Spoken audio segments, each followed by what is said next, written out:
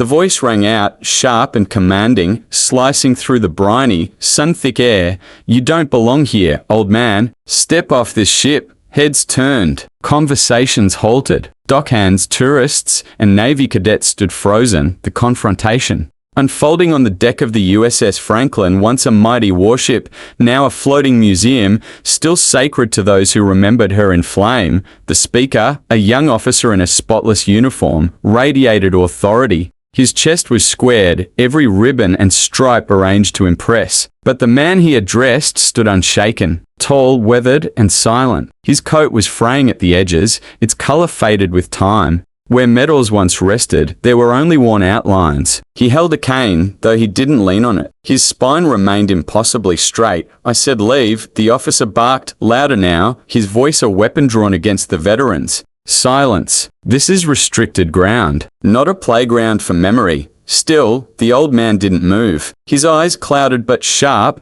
drifted across the deck, not to the present, but to another time. A time of fire, screams, smoke, a time when the Franklin had bled. His name was Thomas Reed, and this ship had once been his world. 50 years earlier, he'd fought on this deck when the sky rained steel and the sea turned red. Kamikaze planes had split the sky. He'd carried brothers through corridors choked with flame, wrapped dying men in trembling arms, whispered hope into ears that would never hear again. To him, the sheep's rust was not decay, it was blood. The creaking metal beneath his feet wasn't where it was memory. He came every year, never announced, never recognized, just a quiet pilgrimage to the stern where he would sit alone and speak with ghosts. But this year was different. This year, Lieutenant Harper was in charge. Young, eager, devoted to order. To him, Thomas was just a trespasser, a relic clinging to stories best left in textbooks.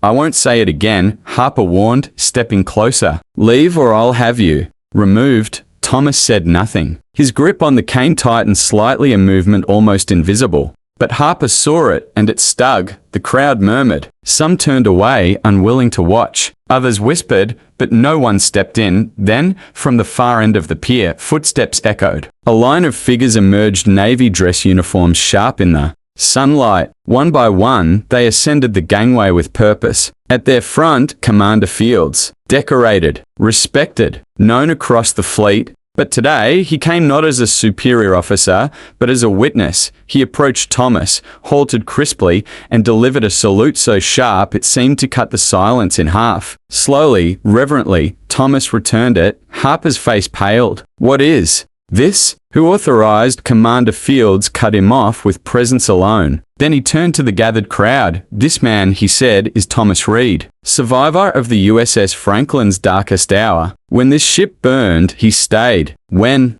others fell, he carried them. His courage is part of the sheep's steel, part of our history." The words dropped like anchors in still water. Every sailor stood taller. Phones lowered. Conversations ceased. What was unfolding wasn't a dispute, it was a reckoning. Commander Fields stepped forward again, facing Harper. "This man has earned more than access. He's earned silence, respect, and the right to stand on this deck as long as he chooses." Harper's mouth opened, then closed. The badge on his chest, once a symbol of command, now felt like a weight he couldn't carry. Later that day, Harper was relieved of duty. His dedication to regulation had cost him something deeper honor. Thomas turned to leave, but a young sailor stepped forward, offering an arm. Thomas didn't take it. He didn't need it, but he laid a hand on the sailor's shoulder, a touch, a gesture, a passing of the torch. Some heroes don't need applause or medals. They just need to stand where they once stood, speak to those